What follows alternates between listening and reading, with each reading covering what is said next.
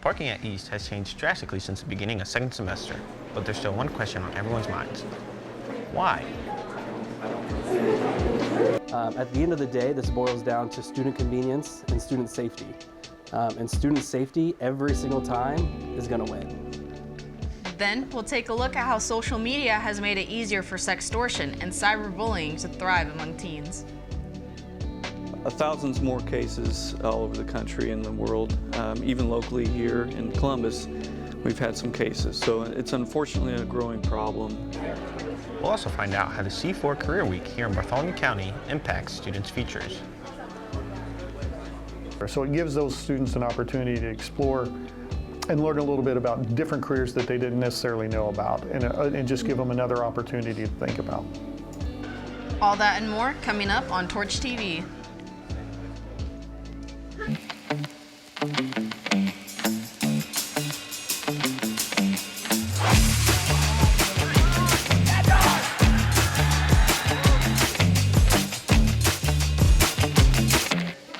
Onward and forward.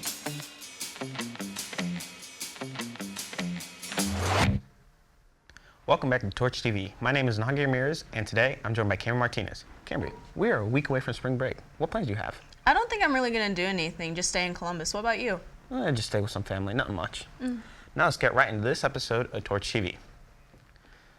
Students, with spring break approaching quickly, make sure to stay on top of your grades and check in with your teachers. Break will begin on Monday the 17th, and school will return on the 24th. Senior girls, this Friday in room C110 from 8 to 3:15, SAFE will have a special awareness skills for everyday living, including survival skills, safer partying, and self-defense. Lunch will be provided. Sign the waiver form required using the QR code or at your team office. The new parking procedure requires all students to park in the South Student Lot and enter through door 1. This includes those traveling from partner schools for C4 and those who ride the bus who will have to walk to the front entrance.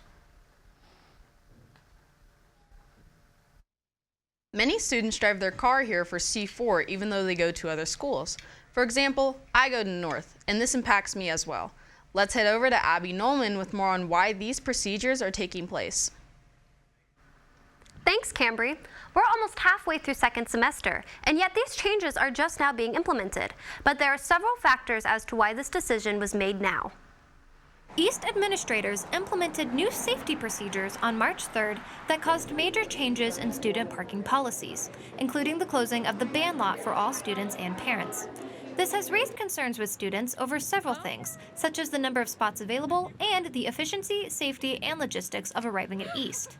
We're not really worried about space-wise from the number of spaces, because basically the entire second half of the south lot is usually unoccupied. So there should be plenty of spaces still, but if we notice any erratic parking or driving still, then there would be consequences and follow-up. Making the band lot staff only means that East students must always enter through door 1. Although this will take adjustments, East administrators decided this policy is the best way to ensure school safety. The practice of a single-point entry is widely considered to be one of the best practices from a school entrance perspective. Putting everything to door number 1, the expectation widely is that no other door should be used. And so if another door is being used, it becomes easier to identify because they're not supposed to be there, period. Once we identified that we need to move to single point entry, we identified that an excessive number of students were violating the expectations that were set over a year ago about that not being an entrance. And so the plan is, once the new parking process, the single point entry takes place, that we won't have an administrator down there all day, because that's a pretty poor use of time that is valuable to a lot of people. Even though it is new for students, single point entry has been a multi-year BCSC objective with school safety as the focus. That the general practice and the expectation is to get to the point of single point entry. We're literally designing an elementary school around that. We did those changes of locking down some of the doors in the morning to move to 2 doors, with the expectation that we were going to be moving to that single point. So that's not just an East initiative, that's a BCSC driven thing to move to single point entry. And so the plan all along was to be 100% single point entry for next school year. But we decided delaying it in the name of convenience didn't make the most sense. At the end of the day, this boils down to student convenience and student safety. And student safety every single time is going to win. While making this decision, administrators watched on the cameras as over 40 students and even some adults were let into the building through unauthorized doors in the span of 1 hour. Making all students park in the same lot will help ensure everyone enters through door 1. Abby, it looks like they're prepared to crack down on these new rules. What would happen if I were to park in the band lot? The order of consequences for all students who do not follow these procedures will be as follows. The first offense is a written note to student guardians. The second offense is a final warning. And the third is the student's driving privileges will be revoked. And further instances of their vehicle on campus will result in it being towed at the owner's expense. Single door entry in the student parking lot. These new rules have been the topic of discussion since the introduction, and students are full of opinions on these new rule changes. It's overcrowded, and I feel like there's going to be more hit and runs and accidents that are going to happen now that all the students are in one place. I don't understand how it's making it safer because there's more cars and people in the student lot. Too much safety issues in the student parking lot because there's too many kids that are just learning to drive. But I feel like it would just be easier to go through the doors that you're closer to. Especially on days when it's cold, it's like you have to walk all the way from the back of the parking lot. And if you have a class in C4, you have to walk really far. It takes a lot longer to go home after school or just after school activities. Now we go to Drew Poe with this week's weather forecast. Thanks, Inaki. Tomorrow will be mostly sunny with a high of 75 and a low of 46. On Thursday, there will be partly cloudy skies with a high of 75 and a low of 51. Finally, Friday night, there are chances of thunderstorms, and we will have a high of 78 and a low of 60. That's all for this week's weather forecast. Back to you, Inaki. Coming up after the break, we'll take a look at sextortion and what can be done to prevent situations of inappropriate behavior online and throughout the school. As well as Career Week and how beneficial it is for students and employers to collaborate together for a better future. Okay, clase, as you can see, hola means hello. Let's say it. Notice me, you have new messages on Snapchat, please, it's totally an emergency. Notice me now, I've heard of you have so many TikToks to watch. You're coming with me.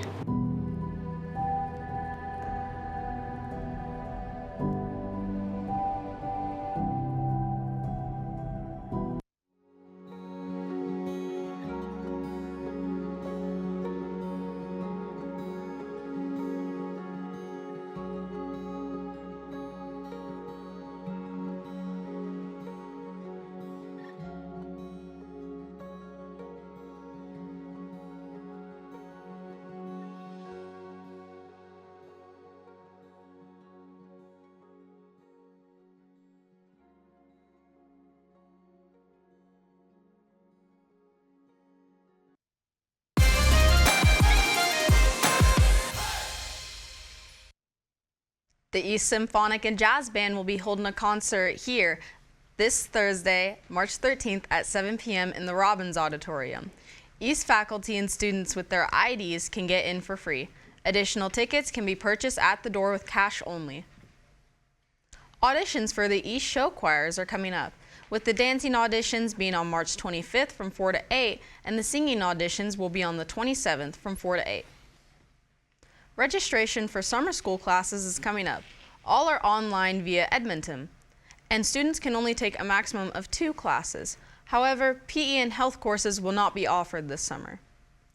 Students wishing to take any core classes must get the department chair approval. Course offerings and registration info can be found at this website, or you can contact your assistant principal or department chair with any questions. The East Choir will hold a bake sale during both lunches this week. All sweets will be just $2. Be sure to stop by and support our East Choir. Every year, new legislation comes out concerning social media, and one recently introduced bill has left teenagers scrambling.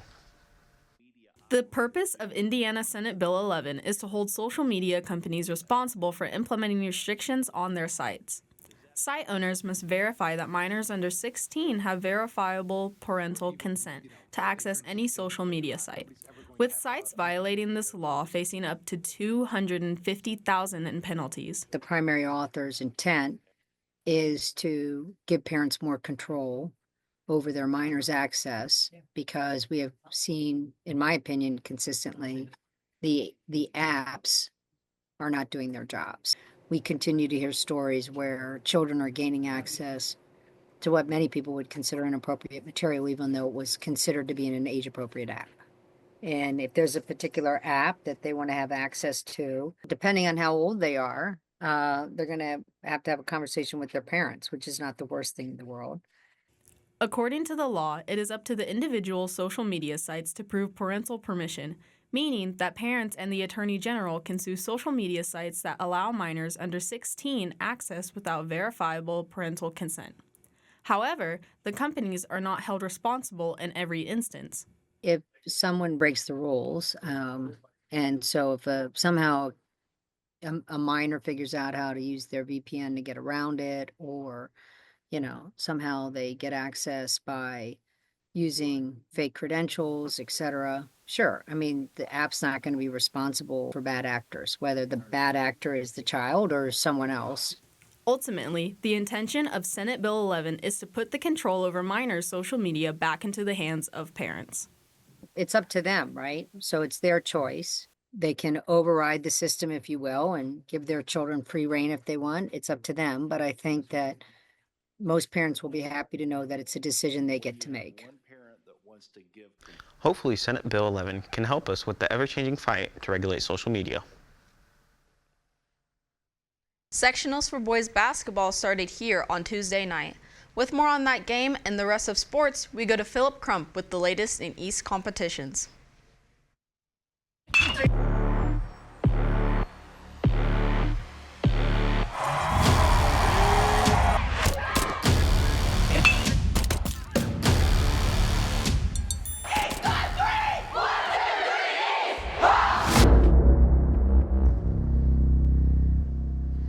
Thanks, Cambree. East swimmers Josh Pendleton, Misha McAvariani, Gavin Day, and Keaton Stephenson competed in the IHSAA State Championships and placed 26th overall. Josh Pendleton placed 9th overall and set a school record for the 500-yard freestyle. He was also the highest-placing freshman in his event. Misha McAvariani placed 13th in the 100-yard breaststroke and came extremely close to breaking another school record. East played in the sectional finals at home on Saturday against Whiteland for the first time in 15 years. Our Olympians fought hard but lost in a heartbreaker, 63-59. Keaton Lawson performed well with 27 points and Carter Patterson at 11. Congratulations to all of our Olympian athletes on great seasons. That's all for sports. Back to you at the desk. According to a survey conducted by Common Sense Media, 53% of 11-year-olds in the U.S. have a social media account. As social media reaches a younger age of students, it has become easier for perpetrators to manipulate their victims. But a local task force has helped established to help fight this crime. Junior Sydney Munn has more. Cyberbullying is on the rise among teens. A certain form of cyberbullying is called sextortion. It is the act of persuading someone to send sexually inappropriate text or pictures, then using those texts as leverage against the victim for payment or to expose the images. Don't obviously send any money or any kind of payment to the person. And the authorities, we will work as hard as we can to locate that person, remove those images as best we can.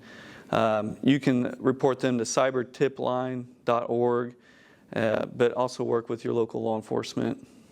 Often these cases involve people who can be in different parts of the country, which makes it difficult for law enforcement. However, a new collaboration between agencies is hoping to combat this problem. Even locally here in Columbus, we've had some cases. So it's unfortunately a growing problem, and that's why there's a new group that's called ICAC, and that's added on locally to a national organization. So oftentimes these cases do originate somewhere else in the country or the world.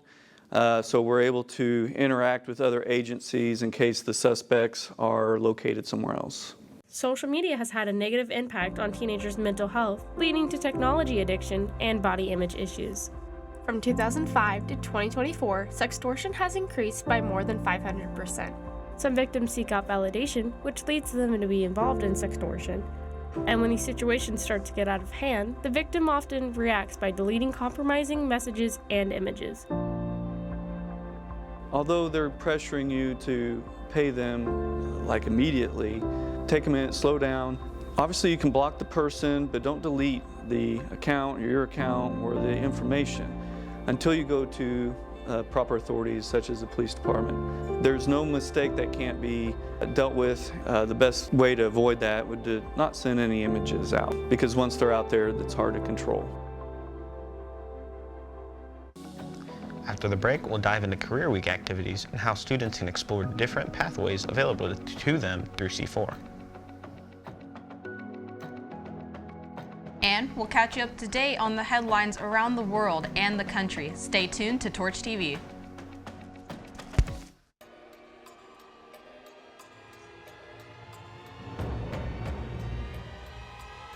Just put it on.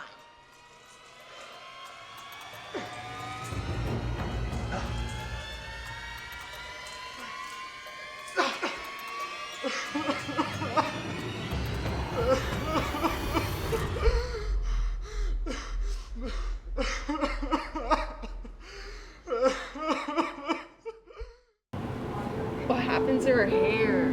Nice outfit. This is not an ad, this is a message.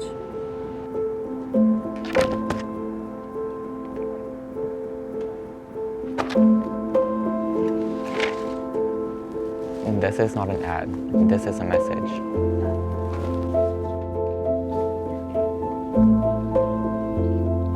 This is not an ad, it's a message. Oh my God, you're insufferable. What are you talking about? I don't understand anything. You can't do anything.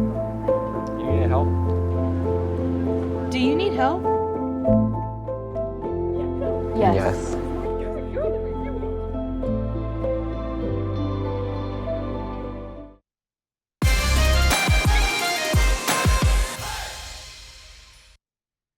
The C4 Career Week took place in Bartholomew County for the high school students to explore the different job opportunities within the C4 classes.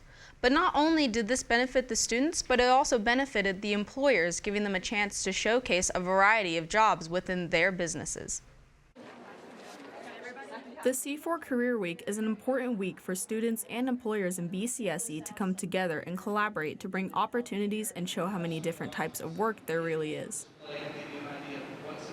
There's a wide range of opportunities that are going to be available. So for example, on our Building Trades Day, we have probably 5 or 6 different skilled labor unions coming. We also have commercial builders, we have residential builders. So there's a lot of different variety for them to see. Like I said before, sometimes students just aren't sure like what all is available to them. But this is an opportunity for students to learn a little bit more within their careers, and it'll give the students an opportunity to kind of say, oh, I didn't know about that, and learn a little bit about different careers that they didn't necessarily know about, and just give them another opportunity to think about.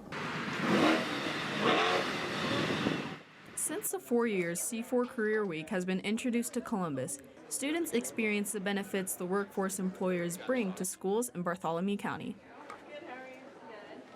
It's a real opportunity for us to be able to, educate them about what they're going to need to be able to be marketable in the job place, after high school, and the next steps that they need to perform and able to be employable when they enter the workforce.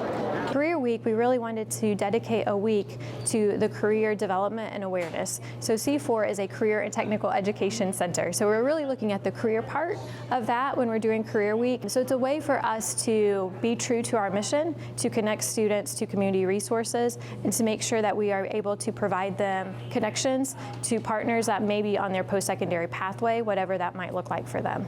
We just feel like it's a good thing for the students. You would think as a career and tech education that we would concentrate on careers, because that's one of the first things. But as you know, we're concentrating on teaching skills, and those 21st century or durable skills, like playing well with each other, speaking.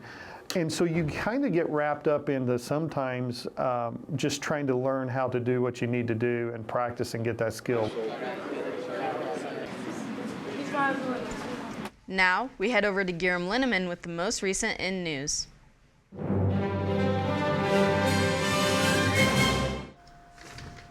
Thanks, Cambree. In national news, Ukrainian President Vladimir Zelensky said on Tuesday, March 3rd, that his Oval Office meeting with Trump was regrettable and that Ukraine is ready to negotiate a peace deal. His remarks came as a response after Trump ordered a pause on all military aid to Ukraine. In other news, a total of 89 people have been killed in the past 2 months due to airplane accidents. In January, a deadly collision between an Army helicopter and an American Airlines jet killed all 67 people involved. President Donald Trump blamed the incident on diversity hiring. On Inauguration Day, the head of the Federal Aviation Administration resigned, and Trump fired the head of Transportation Security Administration. In February, a Southwest airline plane had a close call with a private jet that entered the runway without authorization at a Chicago airport. According to the NTSB, there have been a total of 94 aviation accidents in the first 3 months of this year. In state news, a blind man named Terry Sutherland was able to get a concealed carry permit here in Indiana. However, he hopes to spread awareness of Indiana's gun laws. Sutherland went into the city council building and spoke with multiple people who knew he was blind. He said, "Nobody seemed to think anything of it. If I can have a gun, why can't I have a driver's license?" He has sent messages to lawmakers about changing the laws, but he has not heard back. In more local news, the Edinburgh Police Department is warning the public about a scammer using spoofing software to duplicate the agency's phone number. The scammer claims to be Lieutenant Garvey with the U.S. Customs and Border Control. The caller asked for personal information, but the police are warning people not to share any personal details and to hang up the call. Anyone who has already given out any personal information is asked to call their local police department to make a report and to take extra precautions against identity theft, such as locking down credit. That's all for news. Back to you at the desk. Thanks, Girum. With new executive orders being passed by President Trump, one of the main orders was mass deportations. With these deportations happening, many Americans have been worried about their safety in both schools and work. However, BCSE issued a statement in which all students in the BCSE district would be protected from answering any questioning from an ICE official. BCSE released a statement on January 27 regarding new federal policies that would allow ICE to raid schools to find undocumented students, stating, "We will continue to educate all of our students in a welcoming, safe environment." Additionally stating, "We do not collect or maintain any information about the immigration status of students or families." The statement from Dr. Phillips was well laid out on what we're due in the event of something occurring, and I think it's pretty clear cut in this statement, and we're certainly following what the steps he is and the guidance he has provided us. The district goal is to educate students, to keep students safe, to help them on their path towards whatever they want to pursue after school.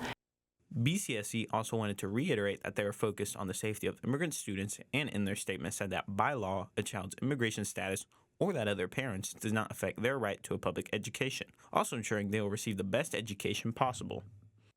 We recognize that there could be some feelings and concerns, right, related to the times in which we find ourselves and things going on. So I hope that students know that they are safe to express themselves here, and that is always our primary goal, is to keep students safe. We don't foresee any changes. We're going to continue to do our best educating every student that walks through our doors every day. We are continuing to work with all students, schedule students, help them do the best that they can, support all students. So from that standpoint, nothing is changing within what we're doing here at East. That's all we have for this episode of Torch TV. From Drew, Philip, Abby, Girum, and the rest of the Torch TV crew, I'm Inaki Ramirez. And I'm Cambree Martinez. Thanks for watching. Remember to take care of yourself, others, and the place. And as always, try to be the best part of someone's day.